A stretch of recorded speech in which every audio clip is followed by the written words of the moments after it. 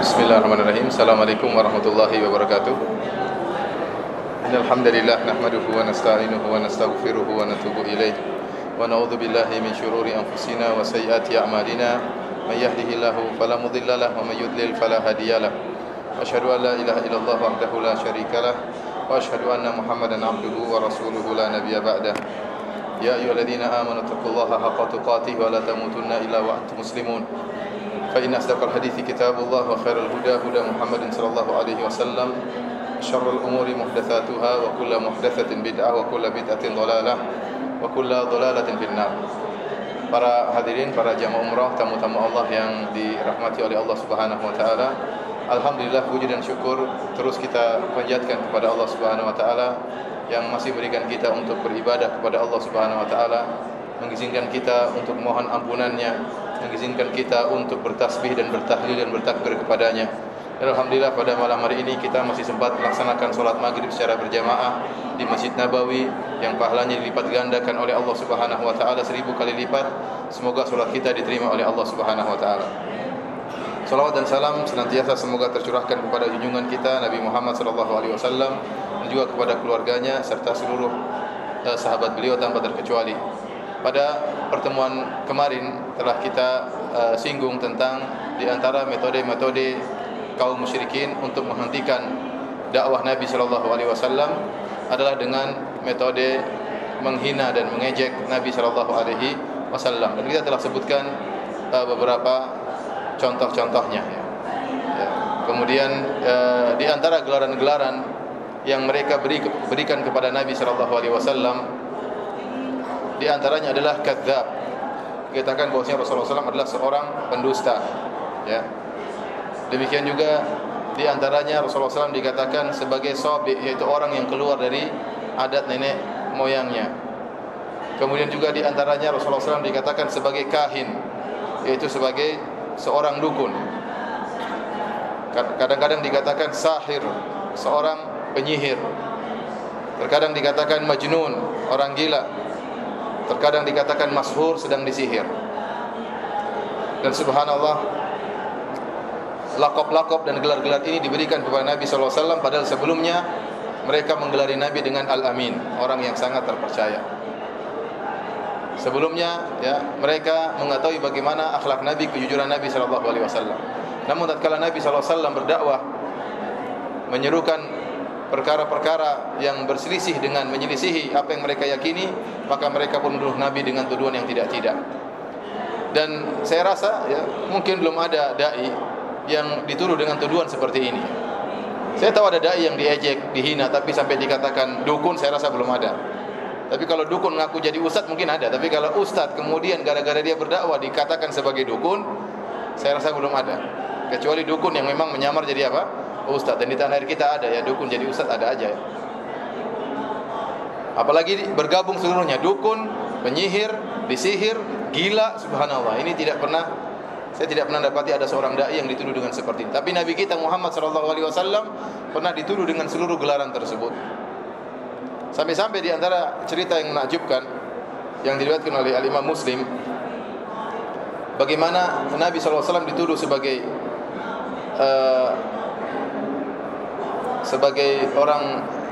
dukun atau sebagai orang yang tersihir, mashur. Namun tuduhan tersebut malah menjadikan seseorang masuk Islam.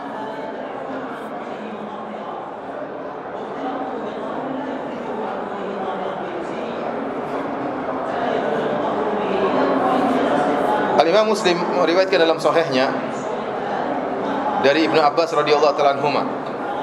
Ibnu Abbas berkata, anna Dhimadan, yani Al-Asdi, ada seorang bernama Dhimad, qadima Makkah wa kana min Asdi Shanu'ah, dan dia datang ke kota Mekah dan dia dari Asdi, dari Shanu'ah.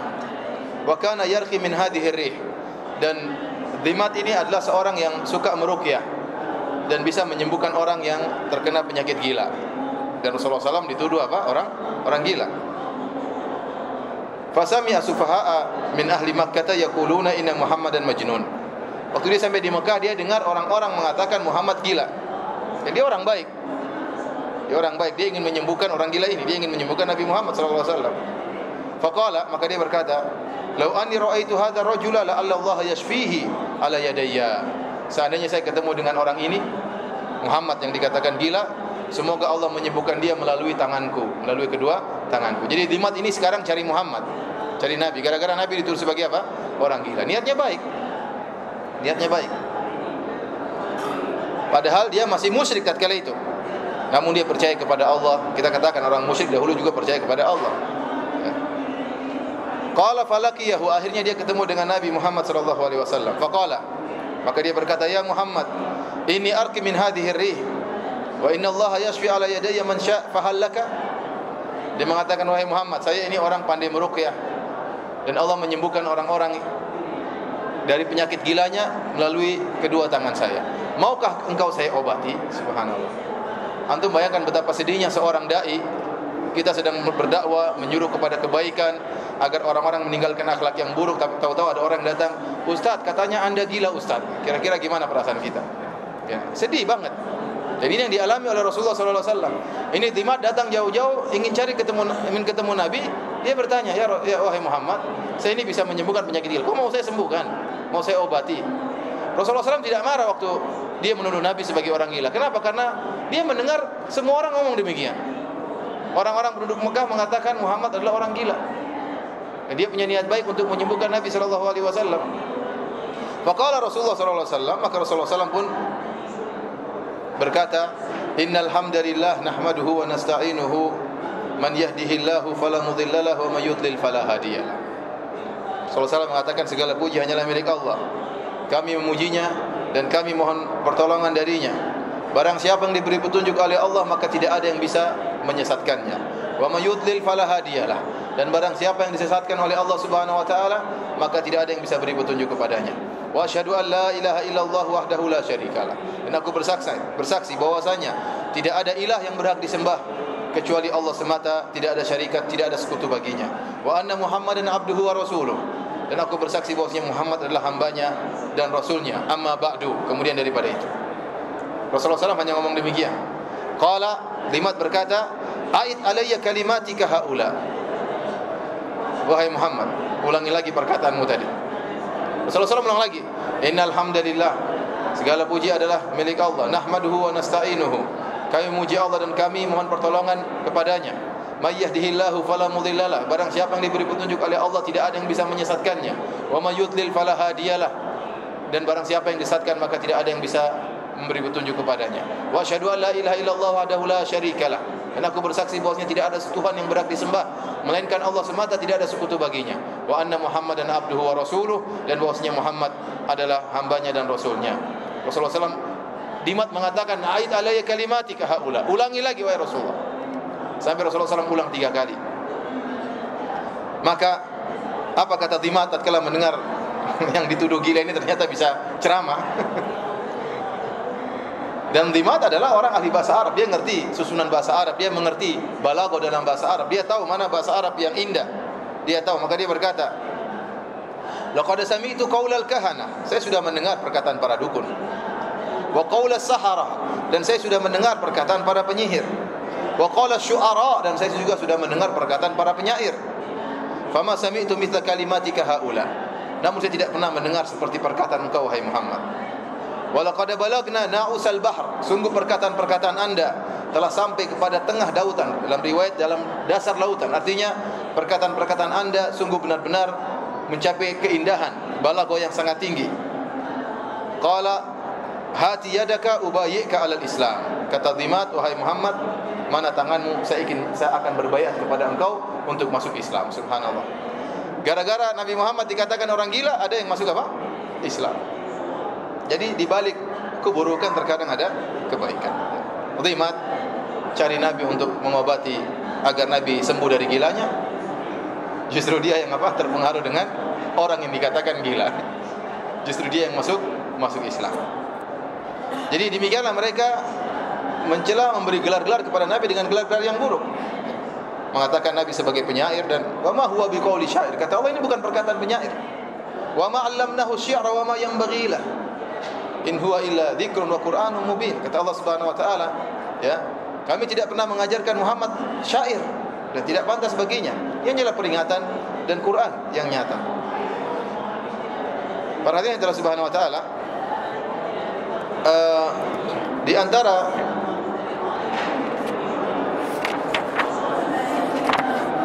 faedah Rasulullah SAW dituduh dengan tuduhan yang tidak-tidak. Demikian juga masuk Islamnya seorang bernama Tufail bin Amr ad-Dawsi, sebagaimana disebutkan oleh Ibnu Hisham dalam Sirah Nabawiyah dan juga Ibnu Hajar dalam Al-Isabah. Tufail bin Amr ad-Dawsi adalah seorang penyair dan seorang yang mulia. Dia datang ke kota Mekah dan Rasulullah SAW sedang berdakwah di kota Mekah. Wa kana kufar Quraisy yuhadziruna kulla qadimin min istima' ila Rasul sallallahu alaihi wasallam. Dan orang-orang kafir waktu itu setiap ada yang datang dari luar diperingatkan, jangan dengar Muhammad, jangan dengar Muhammad. Wa yaqulun innahu sahirun farraqa bainar rajuli wa abihi. Muhammad ini penyihir. Di antara buktinya penyihir, dia memisahkan antara seorang ayah dengan anaknya. Dan benar Rasulullah SAW memang memisahkan seorang ayah dan anaknya. Kalau anaknya masuk Islam ditinggalkan oleh bapaknya. Kalau bapaknya masuk Islam, anaknya tinggalkan bapaknya. Yang satunya tetap musyrik, satunya muslim, maka pasti berpisah. Dan mereka mengatakan inilah di antara dampak sihirnya Muhammad, menjadikan dua orang yang tadinya dekat bisa berpisah. Warajul wa akhihi, dan juga Muhammad ini menjadikan seorang berpisah dengan saudara kandungnya sendiri. Warajul wa zaujatihi, bahkan Muhammad ini bisa memisahkan seorang suami dari istrinya. Dan benar, memang benar. Karena mungkin istrinya masuk Islam, akhirnya pisah. Maka mereka pun ingatkan Tufail bin Amr ad-Dawsi, hati-hati jangan dengar Muhammad. Maka Tufail berkata, "Fa wallahi ma zalu bi hatta ajma'tu ala an la asma'a minhu syai'an wa la ukallima." Maka senantiasa mereka ngomong kepada aku, menasihati aku, memperingatkan aku, sampai akhirnya aku bertekad untuk tidak mau mendengar perkataan Muhammad sama sekali.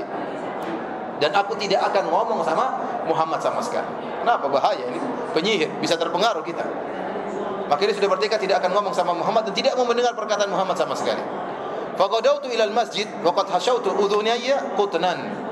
Kata Tufail bin Amr ad-Dawsi, saya pun pergi ke masjid, Masjid Haram, dan saya sudah memasukkan kapas di kedua telingaku supaya enggak dengar apa.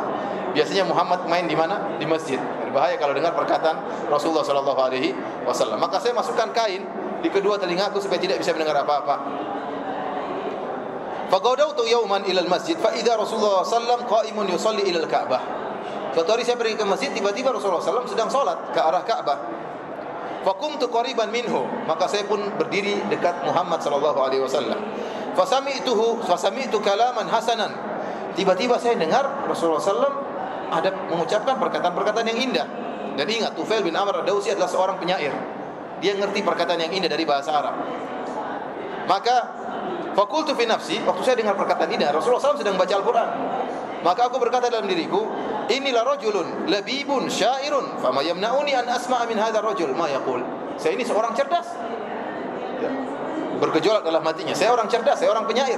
Kenapa saya dilarang dengar perkataan orang ini? Saya kan bisa menilai. Saya orang cerdas. Famakastu hatta sarafa ila baitihi, maka saya pun terus dengerin apa yang dibaca oleh Muhammad sallallahu alaihi wasallam dalam salatnya sampai akhirnya Rasulullah SAW pun pergi pulang ke rumahnya. Hatta idza dakhaltu ma'ahu. Waktu Rasulullah SAW masuk rumah, saya ikut masuk bersama Nabi sallallahu alaihi wasallam. Faqultu ya Muhammad, aku berkata wahai Muhammad, inna qaumaka qalu li kadza wa kadza. Sungguhnya kaummu telah berkata tentang engkau begini dan begini. Fa'rid alayya amrak, maka tolong paparkan dakwahmu kepadaku. Fa'arada alaihi Rasul sallallahu alaihi wasallam Islam wa tala alaihi al-Quran fa aslamtu wa syahidtu syahadat al-haq. Maka Rasulullah SAW menawarkan Islam kepada Tufail bin Amr ad-Dawsi dan Rasulullah SAW bacakan Al-Quran, maka dia pun masuk Islam. Subhanallah. Jadi di antara Rasulullah SAW dikatakan orang gila, di antara sebab Rasulullah SAW akibat dari Rasulullah SAW dikatakan penyihir, ternyata ada orang-orang hebat yang masuk apa? Yang masuk Islam. Di antaranya Dimad dan Tufail bin Amr ad-Dawsi radhiyallahu ta'ala anhuma ajmain. Para hadirin Allah Subhanahu wa taala, saya sendiri pernah mengalami yang mirip dengan kasus ini. Ada orang datang kepada saya ikut pengajian, saya pergi pengajian di Gunung Kidul, naik gunung, dia ikut pengajian, saya mengisi di masjid kampus UGM, dia ikut juga. Hari itu dia ikut saya pengajian berapa kali. Terus dia memperkenalkan dirinya kepada saya. Ustaz Firanda, saya bilang iya. Saya ini fulan dari kota fulan. saya kenal ustaz dari internet. Kenapa? Waktu itu ada yang bilang ustaz itu Fir'aun. Jadi nama saya Firanda diplesetin jadi apa? Fir'aun. Saya penasaran, ini orang ini Fir'aun kayak apa ini orangnya? Maka saya pun sering dengar pengajian ustaz sampai akhirnya saya pun ikut pengajian. Gara-gara saya dituduh apa? Fir'aun. Ada faedahnya juga. Ini intermezzo aja. Tapi para hadirin Allah Subhanahu wa taala, uslub mengejek ini perkara yang sangat berat bagi Nabi sallallahu alaihi wasallam. Ya. Karena Nabi sallallahu alaihi wasallam adalah orang yang mulia. Kalau ada orang pinggiran atau orang yang nasabnya rendah diejek, dihina, atau budak dihina, biasa aja, memang dia budak atau dia orang yang tidak mulia. Berbeda dengan tatkala seorang memiliki nasab yang tinggi, hebat di kaumnya, dahulunya dihormati oleh kaumnya, dahulunya dikatakan sebagai orang yang amanah, kemudian tiba-tiba dituduh dengan tuduhan yang tidak-tidak. Dan ini sangat berat bagi Nabi sallallahu alaihi wasallam karena diejek oleh kaumnya. Oleh karenanya dalam suatu hadis, ya, Rasulullah sallallahu alaihi wasallam pernah ditanya oleh Aisyah radhiyallahu taala anha. Rasulullah SAW ditanya, ya, hal ata alayka yaumun kana ashadda alayka min yaumi Uhud? Aisyah pernah bertanya, ya Rasulullah, apakah ada suatu peristiwa di suatu hari yang kau rasakan lebih berat daripada peristiwa yang menimpamu di waktu perang Uhud? Waktu perang Uhud Rasulullah SAW terluka. Sujjan Nabi sallallahu alaihi wasallam, wajahnya berlumuran darah. Wa kusira rubaiyatuhu, kemudian gigi beliau patah. Kemudian paman beliau yang sangat beliau cintai, saudara sepersusuannya dan pamannya Hamzah meninggal dunia. Sampai Rasulullah SAW terisak tatkala melihat pamannya meninggal dunia. Kemudian sahabat-sahabat dekatnya juga meninggal dalam perang Uhud, sehingga Rasulullah SAW sangat bersedih. Maka menurut Aisyah, perkiraan Aisyah, itu adalah hari yang paling menyedihkan yang dialami oleh Nabi, karena Nabi SAW ditinggal oleh pamannya dan teman-temannya, sahabat-sahabatnya, dan juga Nabi terluka. Dan Nabi tidak terluka dalam perang-perang yang lain. Hanya dalam perang Uhud Rasulullah SAW wajah beliau berlumuran darah, gigi beliau patah. Maka Aisyah bertanya, apakah ada hari yang lebih parah daripada ini wahai Rasulullah? Rasulullah SAW bilang ada. Apakah hari tersebut yang Rasulullah SAW merasakan lebih parah? Kata Rasulullah SAW, laqitu min qaumiki ma laqitu, wa kana ashadda ma laqitu minhum yaumal aqabah id aradtu nafsi ala ibni abdin yalail bin abdi kilal falam yujibni ila ma aradtuhu. Kata Rasulullah SAW, aku telah merasakan gangguan dari kaummu wahai Aisyah, dan yang paling aku rasakan beratnya gangguan dari kaummu wahai Aisyah tatkala aku menawarkan Islam kepada seorang bernama Ibnu Abdin Yalail bin Abdi Kilal. Ini orang ini adalah pembesar kota Taif. Pembesar kota Taif. Namun dia tidak menerima, ya, dia tidak menerima ajakan untuk masuk Islam. Fantalaqtu ana mahmumun ala wajhi falam astafiq illa wa ana biqarni tha'alib. Maka aku pun pulang dari kota Taif dalam kondisi sangat bersedih, sampai-sampai aku seperti tidak sadar, seperti linglung. Dan aku tidak sadar kecuali aku sampai pada suatu tempat namanya Qarnu Tha'alib. Kenapa Rasulullah SAW sedih sekali? Disebutkan dalam riwayat yang lain. Karena waktu itu Rasulullah SAW berdakwah di kota Mekah, tidak diterima oleh penduduk kota Mekah. Maka Rasulullah SAW punya ide bagaimana kalau dia berdakwah di kota yang lain. Maka dia pun pergi bersama maulanya atau bekas budaknya Zaid bin Harithah.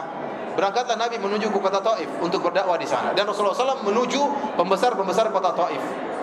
Di antaranya ada 3 orang pembesar kota Taif. Maka Rasulullah SAW datang ke sana menawarkan Islam.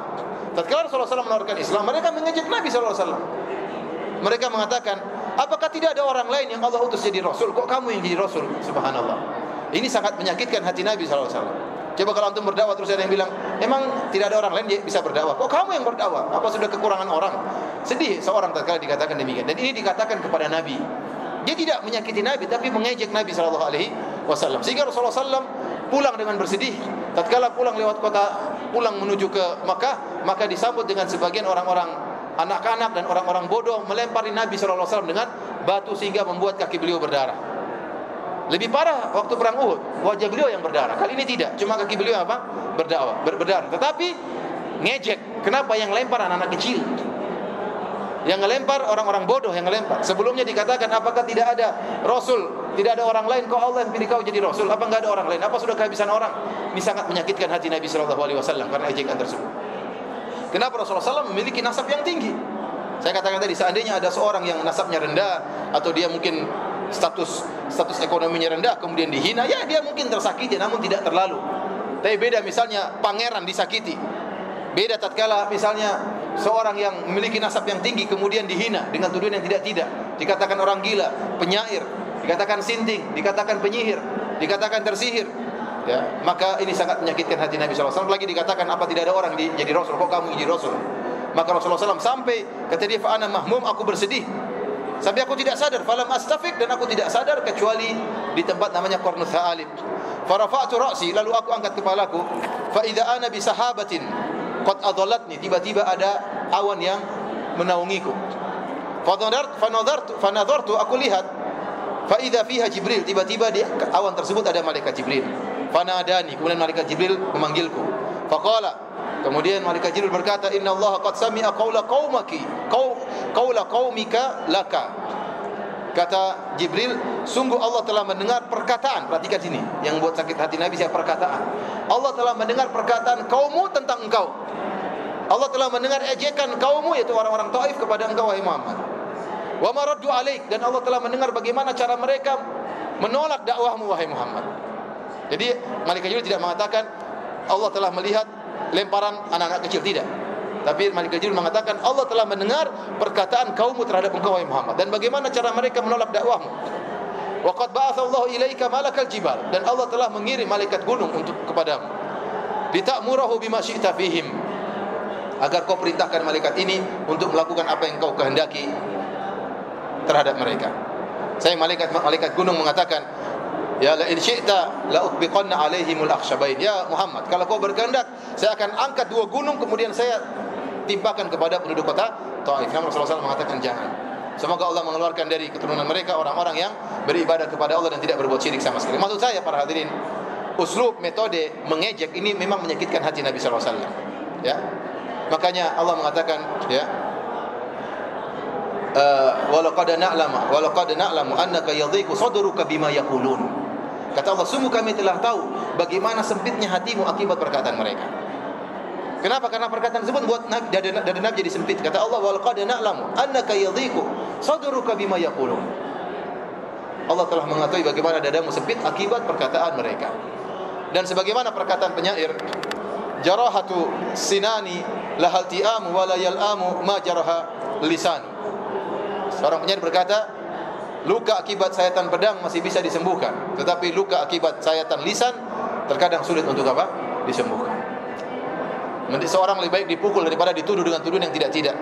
Betapa banyak orang stres, dipukul dia enggak begitu stres, tapi waktu dituduh, tuduhan macam-macam, kemudian tuduhan tersebut tersebar, dia bisa stres, sakit hati, bisa kena penyakit macam-macam, gara-gara dia tidak kuat menahan tuduhan-tuduhan tersebut. Oleh karenanya perhatian Allah Subhanahu wa taala, ini adalah metode orang-orang musyrikin untuk menjatuhkan mental Nabi. Maka dituduh dengan tuduhan yang tidak-tidak, diejek dengan ejekan yang tidak-tidak, agar Nabi berhenti dari dakwahnya. Namun apakah Nabi berhenti dari dakwahnya? Jawabannya tidak. Sallallahu alaihi wasallam tidak berhenti dari dakwahnya.